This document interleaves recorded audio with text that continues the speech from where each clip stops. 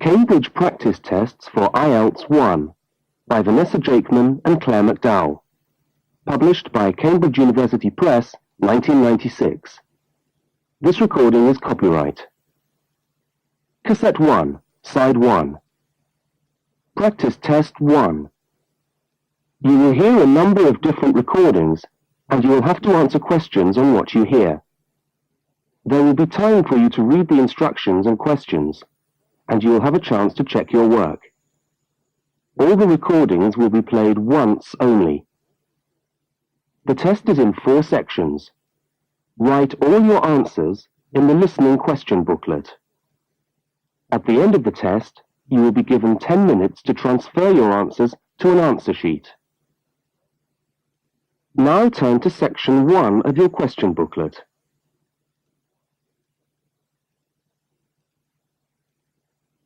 Section 1. You will hear a telephone conversation between a woman and a police officer. First, look at questions 1 to 5. For each of the questions, 4 alternatives are given. Decide which of the alternatives, A, B, C, or D, best fits what you hear on the tape, and circle the appropriate letter. You will see that there is an example which has been done for you. On this occasion only, the conversation relating to the example will be played first.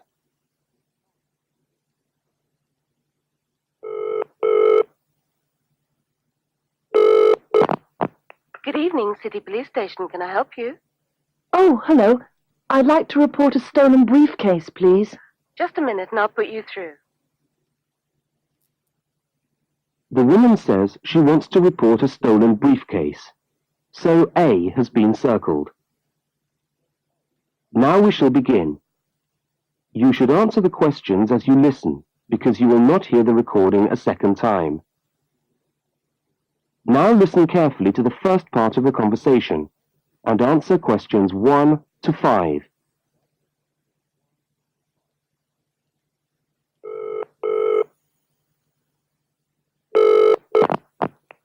Good evening, City Police Station. Can I help you? Oh, hello. I'd like to report a stolen briefcase, please. Just a minute and I'll put you through. Lost property, can I help you? Oh, yes. I've had my briefcase stolen. Okay, I'll take some details. Tell me what it looks like, first of all. Well, it's a soft leather one, not a heavy box type like a man's. And how does it close? It's got buckles at the front, 2 of them. They're gold-plated ones. Fine. Was it locked? No, I'm afraid not. Never mind. Any distinguishing features? Pardon? Any marks or badges on it that make it stand out? Only the brand name. And where's that? It's on the back. At the bottom, in the left-hand corner. It's saggy. Oh, and there's a scratch. It's quite bad, but small, directly above the brand name. I did it recently, putting it on my bike. I've got that. So, what did you have inside the briefcase? Well, all my papers from college. It's so frustrating, but thank goodness for computers. I haven't lost them completely. Yes, you're lucky. I had my wallet in my pocket, so I didn't lose that. But there were also my pens, which I got for my birthday, and a novel I was planning to read on the train. Right. Where exactly did you lose the briefcase? Well, I couldn't believe it. I was standing on the platform. It was right next to me. You were holding it? I'd just put it down on the floor, but I could almost feel it beside me. I was watching for my train because sometimes it comes early, and then next time I looked, my briefcase wasn't there. And what time was this? It must have been about 5:20. No, a bit later. I'd say 5:30 because it was just getting crowded and the train normally comes at about 25 to 6. Before they continue their conversation, look at questions 6 to 10.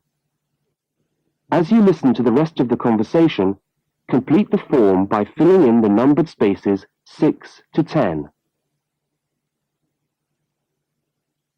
Right. If you'll just give me some personal details. Yes. What name is it? I'm Mary Prescott. Can you spell that? Yes, it's Prescott.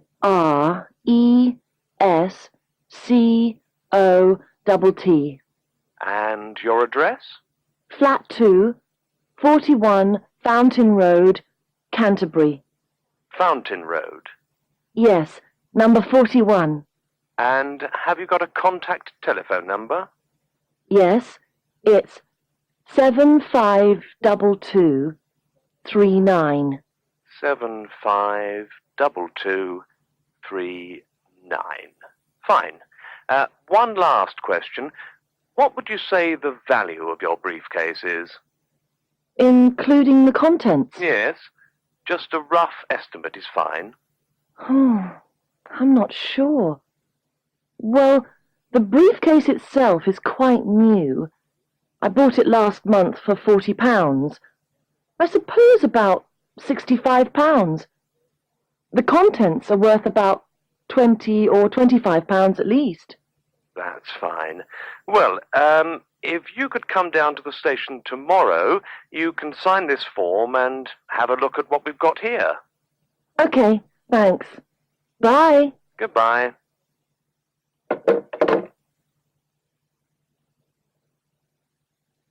That is the end of section 1. You now have half a minute to check your answers. Now turn to section 2.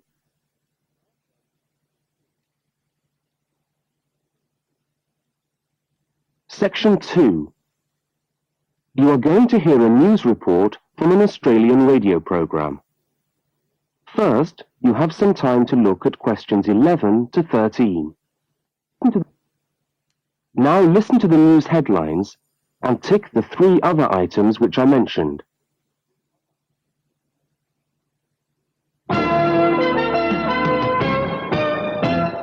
This is the 6 o'clock news for Tuesday, the 25th of November. And first, the headlines.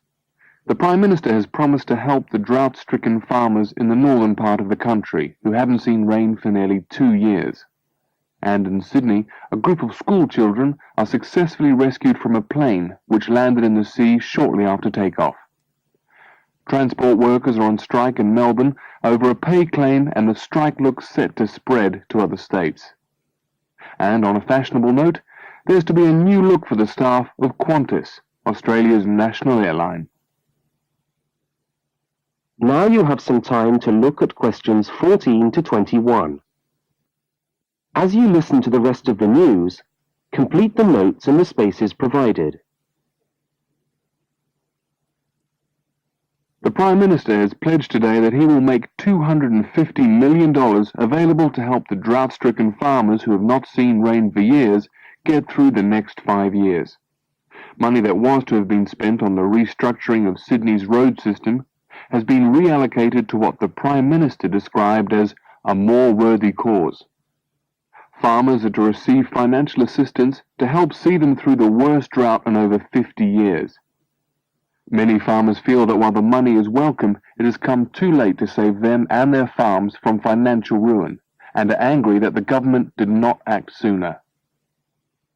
A group of school children who were travelling in a privately chartered aeroplane from Sydney to Queensland to take part in a musical concert found themselves swimming for the shore when their aeroplane had to land in the sea just 3 minutes after taking off from Sydney Airport. The pilot managed to bring the aircraft and its 50 passengers down safely in the calm waters of Botany Bay, where boats and pleasure craft were able to come to the rescue of the boys. The fact that it was a weekend meant that there were hundreds of boats in the bay enjoying the good weather, and this undoubtedly helped the rescue operation. "We owe our lives to the skill of the pilot," said one of the boys, but the pilot replied modestly that it was all part of a day's work. However, all their musical instruments were lost, and they never got to play at the concert. That is the end of section 2. You now have half a minute to check your answers. Now turn to section 3.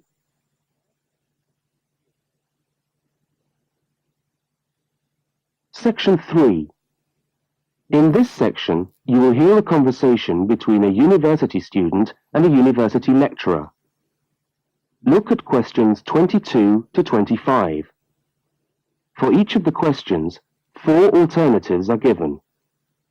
Decide which of the alternatives best fits what you hear on the tape and circle the appropriate letter.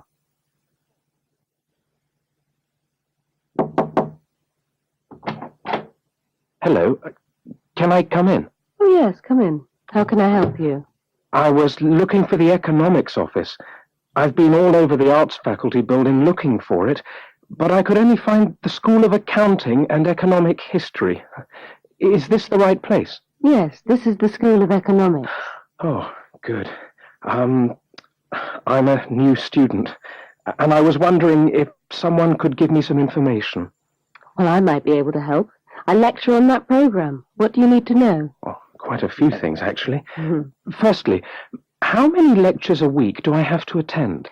Well, the Economics 1 course is a double unit. So there are 2 lectures a week and 1 tutorial. Oh. The lectures are scheduled for Tuesday and Thursday. What time?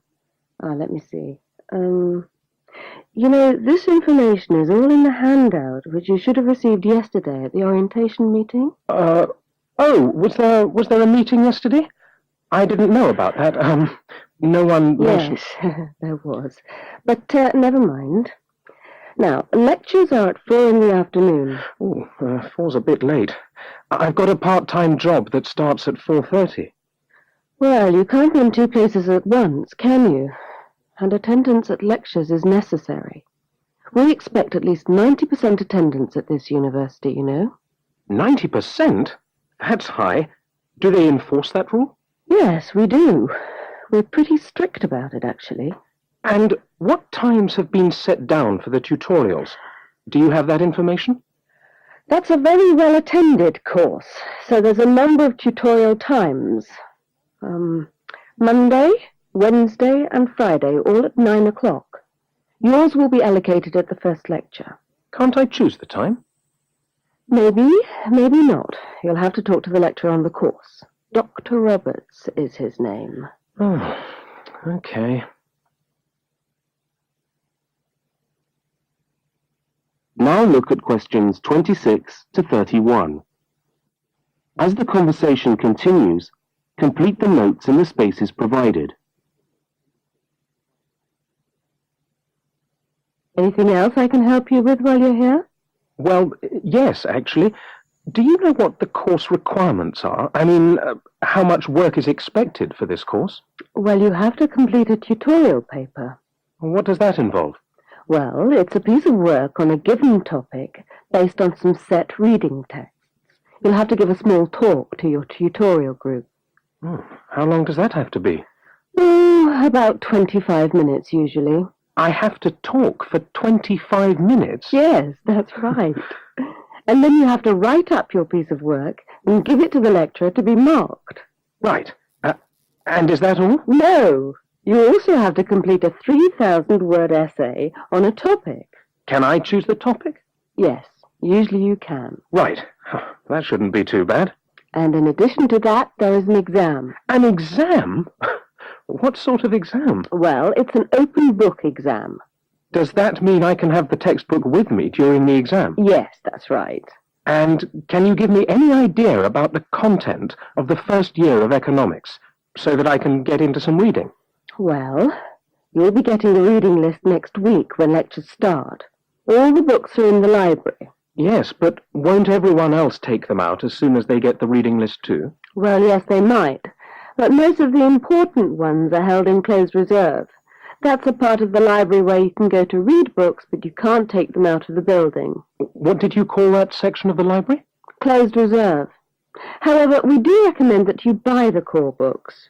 You'll find them useful and you'll need them for the exam. Yes, I suppose I will.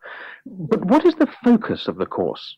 Well, the course at this university has a vocational focus. That is, a focus on preparing its graduates for work. So we're orientated very much towards employment. Oh, so my chances of getting a job are good. Well, provided you get good results. Well, look, thanks for your time. You've been really helpful. That's fine. See you next week, then.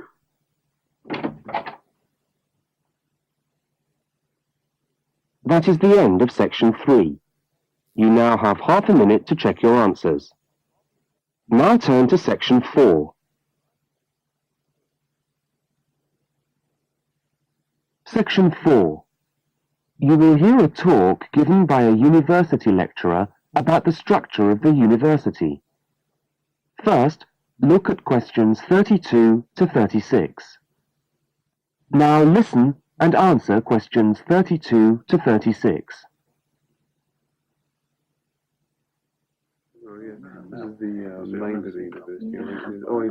Good morning and welcome to the University of Westlands. My name is Marcia Mayhew and I'm the coordinator of the Bachelor of Social Science degree. This morning I'd like to tell you about the structure of the university and about some of the requirements of the degree that you're about to enter. The Bachelor of Social Science is in one faculty within the university. That is the faculty where I work, known as Arts and Social Sciences. Here on this campus we also have the faculties of Architecture, Law and Science and Technology, among others. It's important to know something about the structure of the faculty because as you go through your course, you may need to call on members of the staff to help you. At the top of the faculty, we have a dean, and below the dean, we have 3 divisions. Each division has a divisional head, and your degree is located in the Division of Social Sciences. Within each of the divisions, there are the departments, and each of these offers the different degrees. For instance, 2 of the departments which offer the major subjects for your award are sociology and psychology. Each has a departmental head, but for practical purposes, the people you are going to see the most of are myself as coordinator of the social sciences degree and the actual lecturers who are teaching the subjects that you are taking. For instance, in the first semester, you'll be doing 4 subjects: psychology, sociology, history, and economics. If you have any problems or difficulties, not that I'm anticipating you will, but you never know, then you should go and see your lecturers.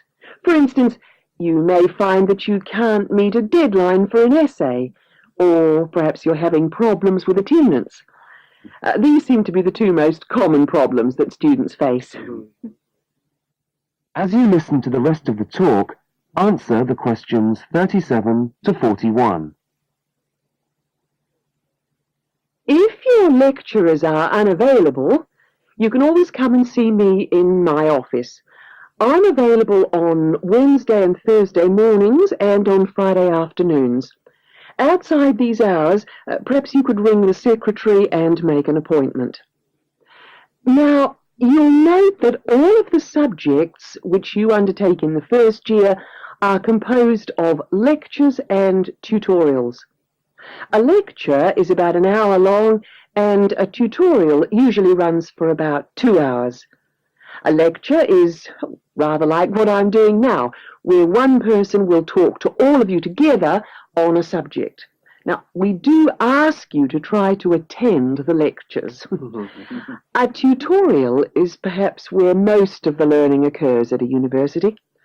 You will be divided into groups of between 12 and 15 students, and each week one of you will have to present a piece of work to the group as a whole, and then the group will discuss what you've said. It's this discussion, this exchange of ideas, which really constitutes the basis of university learning, in my view. Listening to lectures in many ways is just giving you information that you could access for yourself in the library. But the discussion at the tutorial is very important.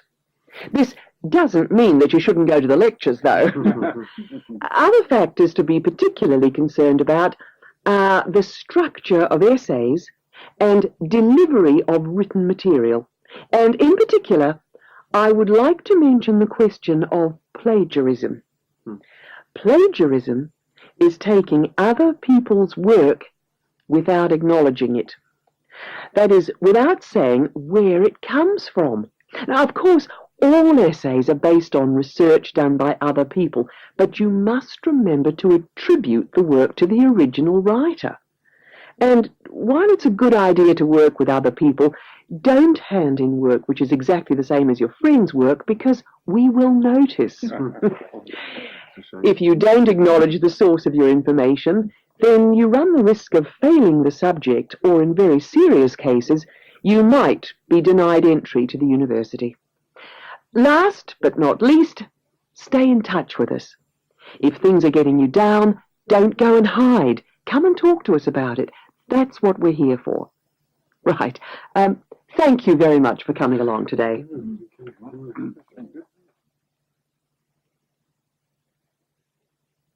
That is the end of section 4. You now have half a minute to check your answers. That is the end of the listening test. You now have 10 minutes to transfer your answers to the listening answer sheet.